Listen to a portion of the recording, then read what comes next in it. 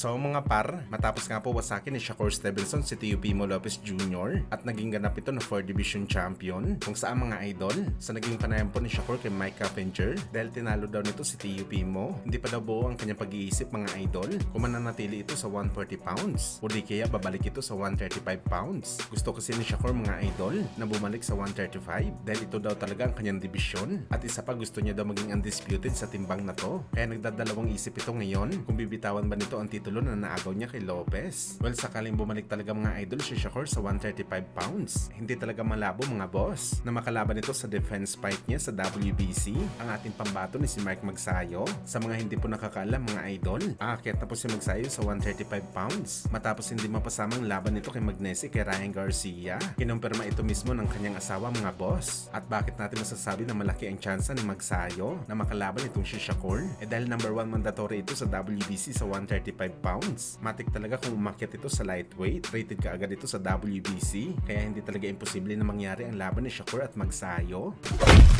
Bilang isang professional announcer daw, sabi ng sikat na boxing announcer na si Michael Buffer, at sa tagal daw nito sa industriya ng boxing sports, hindi daw pwede na maging bias ito sa mga fighter na lumalaban. Dapat pareho daw ang trato nito sa kanila. Wala daw dapat kampi-kampi mga idol. Pero hindi daw talaga mapigilan ni Michael Buffer ang kanyang sarili pagdating sa ating pambansang kamao Manny Pacquiao. Bias daw talaga siya kay Pacman para sa laban nito at hindi daw talaga maintindihan ni Buffer kung bakit gano'n na lang nito ibida si Pacman bilang special sa lahat ng fighter na kanyang trabaho, malamang mga idol dahil sa pagiging tunay na great fighter nito sa boxing sports. Marami na daw napatunayan si Pacman sa bakbakan. Una daw mga idol, nung nakatikim ito ng knockout kay Marquez noong 2012, akala daw ng lahat mga boss tapos ng era ni Pacquiao. Pero hindi daw nag-decline si Pacman sa bakbakan. Bumangon daw ito mga idol at pinatunayan muli ang kanyang sarili at nagawa pa rin ito maging kampiyon sa division. Sa paulit-ulit daw na pagdapa ni Pacman, bumabangon talaga ito at pinapaalam sa lahat na mabangis pa rin siya sa bakbakan. Ito daw ang dahilan mga idol kung bakit isa ito sa mga great fighter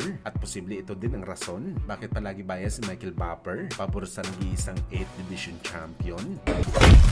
Samantala matapos nga po mapabalita mga idol na posible sumanib si David Benavides at Alexander Usyk sa bagong promotion ng Sopa Boxing ni Boss Turkey Alalshik kung saan mga idol, ayon po sa ating source, muntikan na din pala makuha ni Boss Turkey ang Unified Junior Bantamweight Champion si Bam Rodriguez. Inoperan pala na malaki ni Boss Turkey si Bam para pumirma sa Sopa Boxing pero hindi pumayag si Eddie Hearn mga boss. Gusto niya manatili si Bam sa Matchroom promotion kaya walang ibang choice mga idol sa Eddie Boy kundi nagpasa ng offer ni Boss Turkey. Hindi naman na-disclose mga idol kung magkano ang in-offer ni Eddie Hearn pero tiyanta natin mga boss, nagbitiw talaga ito ng malaking halaga. Si Boss Turkey pa naman ang kalaban nito kaya agad tinanggap ng kampo ni Bam ang offer ni Eddie Boy. Mananatili ito sa Matchroom ng ilang laban. Si Bam na lang kasi mga idol at Jeron Anis ang natitirang superstar ni Eddie Hearn. Pag mawala sa kanyang isa dito, malamang delikado na ang kanyang promotion.